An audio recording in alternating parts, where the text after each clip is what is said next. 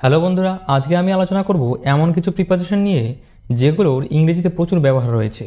এই প্রিপোজিশনগুলো একই অর্থ বোঝাতে ব্যবহার হলেও এদের মধ্যে অনেক পার্থক্য রয়েছে, যে কারণে আমরা প্রায় অনেকেই এদের সঠিক ব্যবহার জানি না।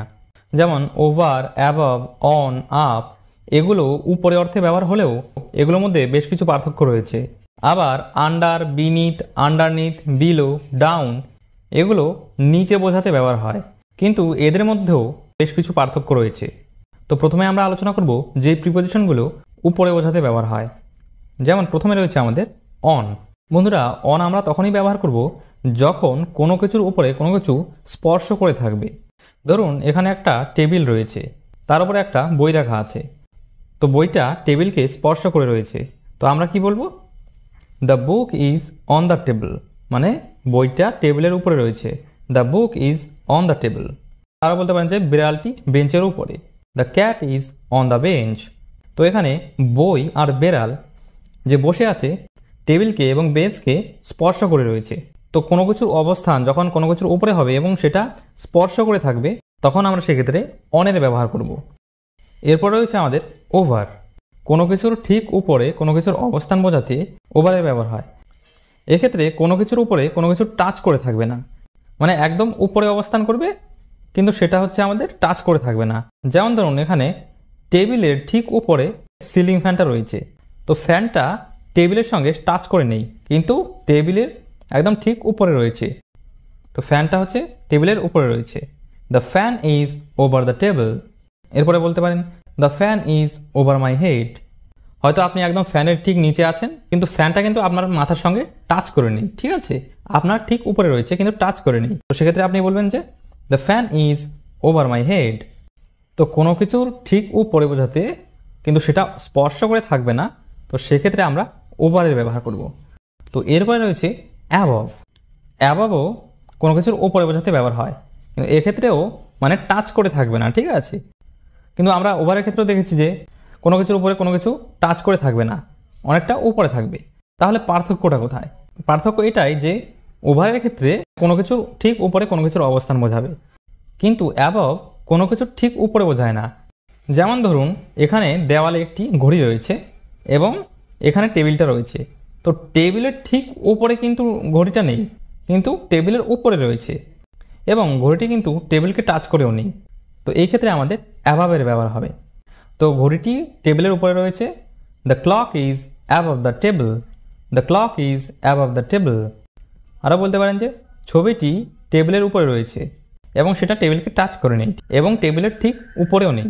The picture is above the table. তো এরপরে বন্ধুরা, বয়সে বড় বোঝাতে বা পরিমাণে বেশি বোঝাতে ওভার বা অ্যাবভের ব্যবহার হয়ে থাকে। যেমন ধরুন কারো বয়স 20 বছরের থেকে বেশি, মানে 20 বছরেরও উপরে, তো এটা বোঝাতে ওভার বা অ্যাবভের ব্যবহার হয়, ঠিক আছে? এক্ষেত্রে আপনি ওভারের ব্যবহার করতে পারেন বা অ্যাবভেরও ব্যবহার করতে পারেন, দুটোই এখানে সঠিক। যেমন তার 15 বছরের উপরে একজন বোন রয়েছে, মানে তার বোনের বয়স 15 বছরেরও বেশি। He has a sister over the age of 15। তার বয়স 25 বছরের উপরে, তো সে বিয়ে করতে পারে। হি ইজ ওভার 25 ইয়ার্স বা he is above 25 years, so he can get married. তার বয়স 20 বছরের উপরে।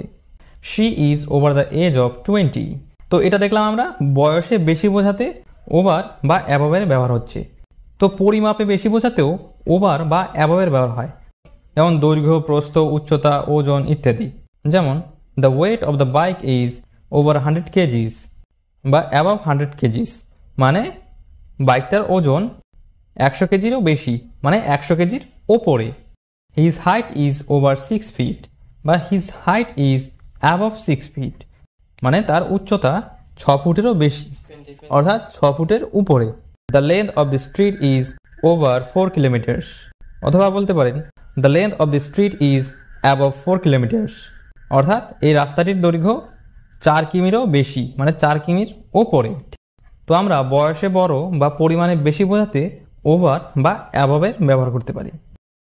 তো এরপরে ওভারের আরেকটি ব্যবহার। এর আগে আমরা দেখলাম যে কোনো কিছুর অবস্থান কোনো কিছুর ঠিক ওপরে বোঝাতে, মানে টাচ না করে কোনো কিছুর ঠিক ওপরে বোঝাতে ওভারের ব্যবহার হয়।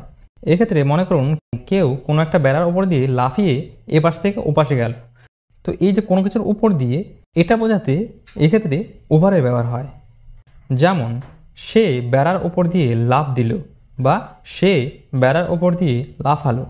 হি জাম্পড ওভার দ্য ফেন্স, মানে সে বেড়ার ওপর দিয়ে লাফিয়ে এপাশ থেকে ওপাশে গেল, ঠিক আছে, মানে বেড়ার উপর দিয়ে লাফ দিল। হেলিকপ্টারটা একদম আমার মাথার ওপর দিয়ে গেল। The helicopter went just over my head, বলটা তার মাথার ওপর দিয়ে গেল। The ball went over his head, সে দড়ির উপর দিয়ে লাফালো। He jumped over the rope. এরপরে কাভার বা ঢাকার ক্ষেত্রেও ওভারের ব্যবহার হয়। যেমন put a blanket over the child, মানে বাচ্চাটার উপর একটা কম্বল দিয়ে দাও, মানে এক কথায় বাচ্চাটাকে কম্বল দিয়ে ঢেকে দাও বা কাভার করে দাও। Put a plate over this bowl, অর্থাৎ এই বাটিটার উপরে একটা প্লেট রেখে দাও, অর্থাৎ বাটিটার উপরে যখন প্লেটটা রাখা হবে বাটিটা প্লেট দ্বারা ঢাকা পড়ে যাবে। তো এক কথায় এখানে ঢাকার কথাই বলা হচ্ছে। Put a hand over your mouth when you cough, মানে যখন তুমি কাশছো একটা হাত দিয়ে, মানে একটা হাত তোমার মুখের উপরে দিয়ে দাও। তো কাভার বা ঢাকার ক্ষেত্রে আমরা ওভারের ব্যবহার করতে পারি। তো এরপরে রয়েছে আমাদের আপ। তো আপ ওপরের দিক বোঝাতে ব্যবহার হয়ে থাকে। যেমন the kite is going up, অর্থাৎ ঘড়িটি উপরের দিকে যাচ্ছে। The kite is going up. The prices of onion are going up, অর্থাৎ পেঁয়াজের মূল্য বেড়ে যাচ্ছে, মানে পেঁয়াজের মূল্য উপরে যাচ্ছে। The prices of onion are going up. The prices of পোটাটো are going up, মানে আলুর যে দাম সেটা হচ্ছে কি ওপরে যাচ্ছে, মানে বেড়ে যাচ্ছে, ঠিক আছে। তো এরপরে কোনো লিস্টে বা কোনো বিল্ডিংয়ে বা কোনো লেভেল, কোনো বডি পার্টের ওপরে এবং অ্যাবস্ট্রাক্টের ক্ষেত্রে অ্যাবভের ব্যবহার হয়। যেমন his name is above my name in the merit list, মানে মেরিট লিস্টে বা মেধা তালিকায় তার নাম আমার নামের ওপরে রয়েছে। His flat is above my flat, তো তার ফ্ল্যাটটা হচ্ছে আমার ফ্ল্যাটের ওপরে রয়েছে। The city is 1000 metre above the sea level, অর্থাৎ সমুদ্রপৃষ্ঠ থেকে এই শহরটা 1000 মিটার উপরে রয়েছে। The eyes are above the nose, মানে চোখ নাকের ওপরে। তো এখানে বডি পার্টের অবস্থান বোঝানো হচ্ছে, মানে কোনো বডি পার্টের ওপরে কোনো বডি পার্টের অবস্থান বোঝাতে এখানে অ্যাবভের ব্যবহার হচ্ছে। হি সেজ নাথিং ইজ অ্যাবভ হিউম্যানিটি, মানে সে বলে যে মনুষ্যত্বের ওপরে কোনো কিছু নেই। তো হিউম্যানিটি এখানে আমাদের অ্যাবস্ট্রাক্ট কোয়ালিটি। তো অ্যাবস্ট্রাক্ট মানে হচ্ছে কি, যেটাকে হচ্ছে মানে ধরা যায় না বা স্পর্শ করা যায় না বা দেখাও যায় না, ঠিক আছে। তো হিউম্যানিটি বা মনুষ্যত্বকে আপনি ধরতেও পারবেন না, ছুঁতেও পারবেন না। তো এটা একটা অ্যাবস্ট্রাক্ট কোয়ালিটি, ঠিক আছে। নলেজ ইজ অ্যাবভ এভরিথিং, মানে জ্ঞান সর্বোপরি। তো নলেজও হচ্ছে আমাদের এখানে অ্যাবস্ট্রাক্ট। তো আমরা দেখলাম যে উপরে অর্থে অন, ওভার, অ্যাবভ, আপ এগুলোর ব্যবহার হয়েছে, কিন্তু এগুলোর মধ্যেও অনেক ধরনের পার্থক্য রয়েছে। তো এরপরে আমরা দেখব যে নিচে বোঝাতে আন্ডার, বিনিথ, আন্ডারনিথ, বিলো এবং ডাউন কি করে ব্যবহার হয় এবং এদের মধ্যে কি কি ধরনের পার্থক্য রয়েছে। তো সবার প্রথমে আছে আন্ডার। তো কোনো কিছুর নিচে কোনো কিছু যখন বোঝাবে এবং সেটা ফুললি কাভার্ড থাকবে না, অর্থাৎ পুরোপুরি ঢাকা থাকবে না, ঠিক আছে। যেমন ধরুন একটা গাছের নিচে কেউ একজন বসে রয়েছে, তো গাছের নিচে যেহেতু আছে তো গাছ দ্বারা সে তো আর সম্পূর্ণ ঢাকা নেই, তাকে কিন্তু দেখা যাচ্ছে। তো এক্ষেত্রে আপনি আন্ডারে ব্যবহার করবেন। তো সে গাছের নিচে বসে আছে। He is sitting under the tree, বেড়ালটি টেবিলের নিচে বসে আছে। The cat is sitting under the table, তো বেড়ালটি টেবিলের নিচে বসে আছে মানে টেবিল দ্বারা সম্পূর্ণ ঢাকা নেই, মানে সাইড থেকে কিন্তু তাকে দেখা যাচ্ছে। There is a pen under the chair, মানে চেয়ারটার নিচে একটা কলম রয়েছে। তো এছাড়াও বয়সে ছোট বা বয়সে কম বোঝাতেও আন্ডারের ব্যবহার হয়। যেমন my brother is under the age of 14, মানে আমার ভাইয়ের বয়স 14 বছরেরও কম, মানে 14 বছরের নিচে।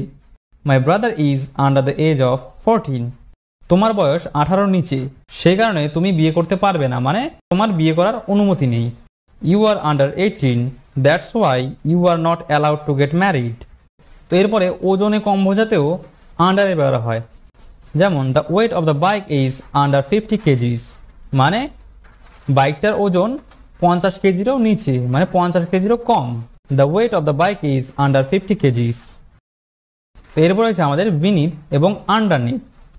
এই দুটোর অর্থ কিন্তু একই, মানে একই অর্থে বিনিতেরও ব্যবহার হয় এবং আন্ডারনিথেরও ব্যবহার হয়।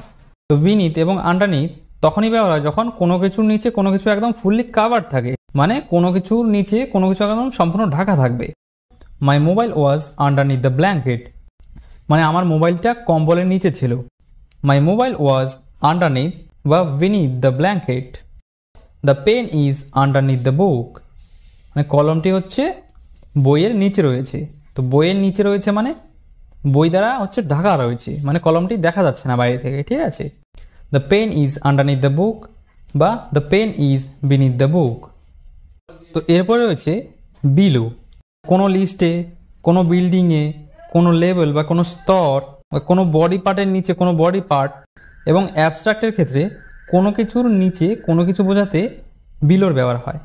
আবার দৈর্ঘ্য, প্রস্থ এবং উচ্চতায় কম বোঝাতেও বিলো ব্যবহার হয়। বিলো কিন্তু বন্ধুরা অ্যাবভের একদম উল্টো। অ্যাবভ এসব ক্ষেত্রে উপরে অর্থে ব্যবহার হয়েছিল, আর বিলো নিচে অর্থে এখানে ব্যবহার হচ্ছে। যেমন my name is below his name in the merit list, মানে মেরিট লিস্টে বা মেধা তালিকায় আমার নাম তার নামের নিচে। My name is below his name in the merit list.